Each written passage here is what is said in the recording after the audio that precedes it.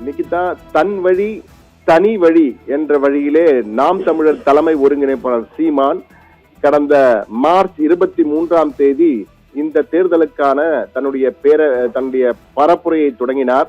March 23ஆம் தேதி திருத்தணியில் தொடங்கிய அந்த பரப்புரை 14ஆம் தேதி தமிழ் புத்தாண்டுடன் 25 நாட்களை நிறைவு செய்திருக்கிறது.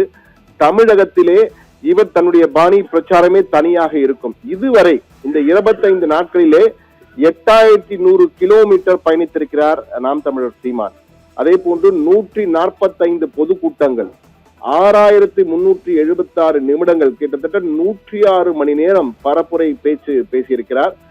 தினமும் ஒரு 4 to 5 மணி நேரம் தான் தூங்குகிறார். மக்கள் சந்திப்பு, ஊடக சந்திப்பு, பரபரப்பு பேட்டிகள், வரைவு அறிக்கை ஆலோசனைகள், காணொலியில் கட்சி தொண்டர்களுடன் பேச்சு, கட்சி கலந்தாய்வு கூட்டங்கள் என எங்குமே தேக்கம் இல்லாமல் தொடர்ந்து ஒரு காட்டாற்று வெள்ளம் போல ஓடிக்கொண்டிருக்கிறார் சீமான் என்றுதான் கூற வேண்டும்.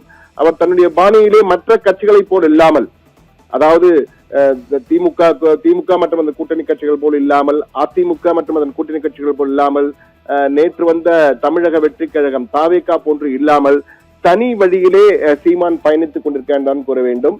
அதே போன்று அவருடைய தேர்தல் அறிக்கையும் மற்ற கட்சிகளை போல இலவசங்கள் எல்லாம் இல்லை. அதாவது இலவசம் என்று சொல்லாமல் விலையில்லா பொருள் என்றெல்லாம் சொல்லாமல், இலவசமா கல்வியை தருகிறேன், இலவசமா மருத்துவம் தருகிறேன், பாலியல் குற்றத்திற்கு மரண தண்டனை, 5 தலைநகரங்கள் என அதிரடியாக பல அறிவிப்புகளை கொடுத்திருக்கிறார் சீமான்.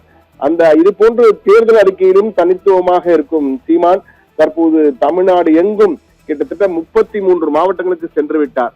அவர் காரைக்குடியில் போட்டியிடுகிறார். இருப்பினும் 33 மாவட்டங்களில் சென்றிருக்கும் சீமான் தொடர்ந்து அந்த 21ஆம் தேதி மாலை 5 மணி வரை அதனுடைய பரப்புரையிலே தீவிரமாக ஈடுபட்டிருக்கார். சில இடங்களிலே பெரிய அளவு கூட்டம் இல்லை, பல இடங்களிலே பெரும் கூட்டம் திரள்கிறது. சீமானுடைய கூட்டத்திற்கு வருவோர் எல்லாம் சீமானுடைய கருத்துக்கள் காரணமாகவும் சீமானை பார்க்க வேண்டும் என்பதற்காக வருபவர்கள் அல்ல. அவருடைய கருத்துக்களிலே ஊன்றி ஆழமாக ஈர்ப்புள்ளவர்கள் மட்டுமே அவருடைய கூட்டங்களுக்கு வருகிறார்கள்.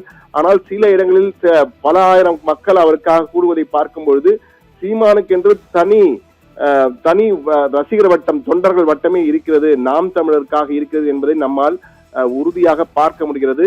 கள நிலவரத்திலே கருத்து கணிப்புகளே சில இடங்களில் அவர் பெரிய அளவு முந்தவில்லை என்றாலும் அவருக்கென்று தனி பாணியிலே தமிழகத்தை நோக்கி சென்று கொண்டிருக்கிறார். சீமானை பொறுத்த மட்டிலே அவருடைய இலக்கு இன்றைய இலக்கு அல்ல, தொலைநோக்கு இலக்கு என்பதிலே மிக தெளிவாக இருக்கிறார். அந்த வகையில் தன்னுடைய ஒவ்வொரு நகர்வையும் அவர் தெளிவாக வைத்திருக்கிறார்.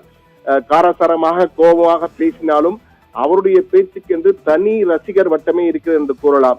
அந்த அளவுக்கு அவருக்காக திரண்ட அனைவருமே அறிவார்ந்த சமூகமாக இருப்பதாக அவருடைய நிர்வாகிகள், நெருக்கிய சகாக்கள் கூறுகிறார்கள். திரை கவர்ச்சியாலோ ஏனைய கவர்ச்சிகளாலோ திரண்டவர்கள் இல்லை எங்கள் கூட்டம். நாங்கள் எப்பொழுதுமே சீமானுடைய அறிவார்ந்த பேச்சுக்காக அறிவார்ந்த சமூகமாக ஒன்று சேர்ந்திருக்கும் என்ற வகையிலே சீமானின் நெருங்கிய சகாக்கள் சீமானுக்கு கூறுகின்ற கூட்டத்தை கூறுகிறார்கள்.